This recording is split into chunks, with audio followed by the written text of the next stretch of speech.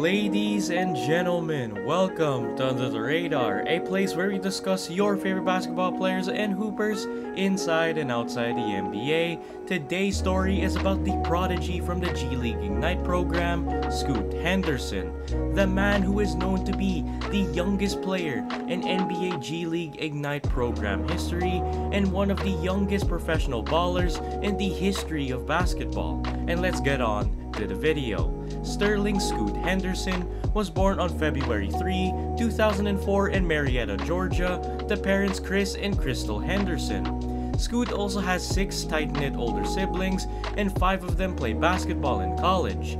3 of Scoot's older sisters played in Division I basketball programs, like his sister Diamond at Syracuse and his sisters Onyx and China at Cal State Fullerton, and Scoot Henderson's older brother CJ played at Cal High School until he suffered a knee injury. Scoot also has another sister called Crystal, who goes by Moochie, is a point guard in one of the top-ranked preps in Georgia, and then Scoot has an older brother named Jade, who mainly preferred to play football, but he can actually hold his own in family pickup games. Scoot's dad Chris has coached them all ever since they were toddlers dunking on plastic hoops, and Chris would actually continue to train them at the gym called the Next Play 360, and Scoot's mother Crystal would actually run the gym.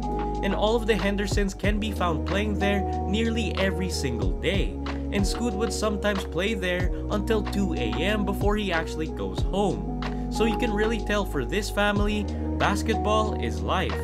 And people who are in Scoot's close circle would describe him as serious, reserved, hyper-focused, and mature beyond his years, but a kid at heart and a sensitive soul.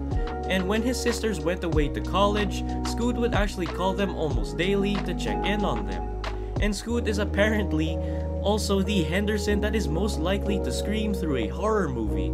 But on the court though, it is a completely different story. As his sister Diamond would say, he might start off kind of cool, but then the monster just comes out and he can't contain it. It's like the Hulk. Sweetest guy, he's so humble, and then he gets on the court and you just see this green monster, and then he's flying in the air, dunking it as hard as he can, hanging on the rim. Scoot's basketball career started when he played varsity basketball for Carlton J. Kell High School, located in Marietta, Georgia.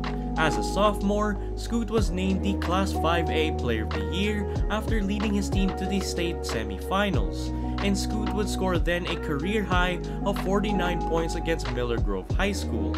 As a junior in high school, Scoot would average 32 points, 7 rebounds, and 6 assists per game, helping his team reach the state title game. And Scoot earned the Class 6A Player of the Year honors, and fun fact, Kobe Bryant is Scoot's favorite player growing up, and Scoot would actually talk about his work ethic that he got from Kobe, saying, "The grind is just special. You can't enjoy the end success.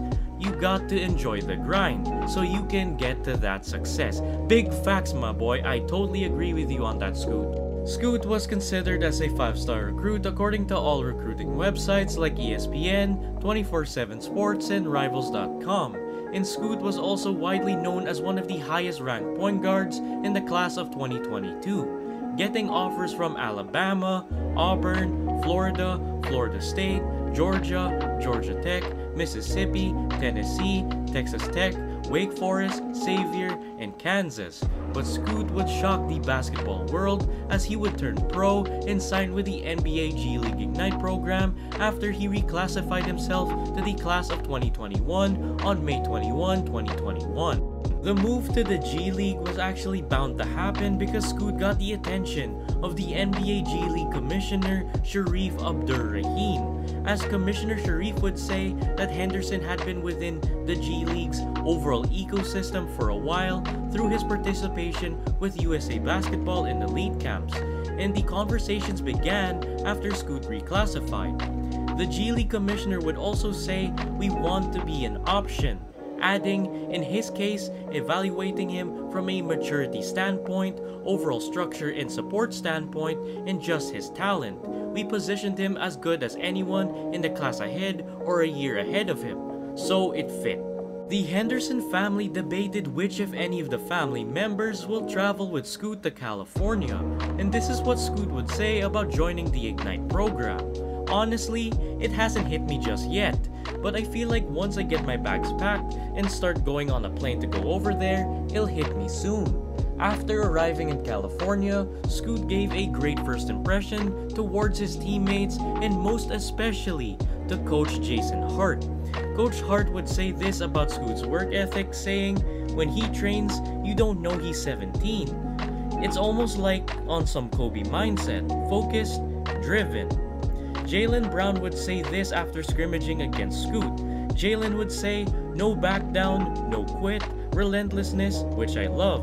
Jaylen Brown would also mentor and become great friends with Scoot Henderson soon after. In his first season in the G League as a 17-year-old, Scoot would average 14 points, 3.6 assists, 5 rebounds, and 1.7 steals, shooting 43.3% from the field. Looking at these numbers, Scoot actually did pretty well in his first ever G League season, because people quickly forget that he actually is a 17-year-old playing against NBA pros and men.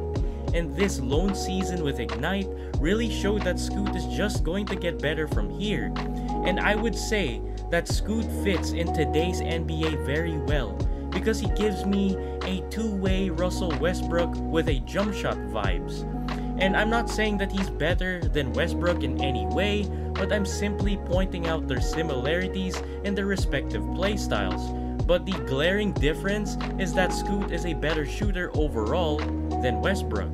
And this upcoming G League season is huge for Scoot because he can potentially become the #1 pick over Victor Wembanyama. My dreams of Victor Wembanyama versus Scoot Henderson is no longer a dream. It is actually coming true because it happens that starting today, Victor Wembanyama and his LNB Pro A team, Metropolitans 92, will be facing the G League Ignite program in a 2-game exhibition series hosted by the G League.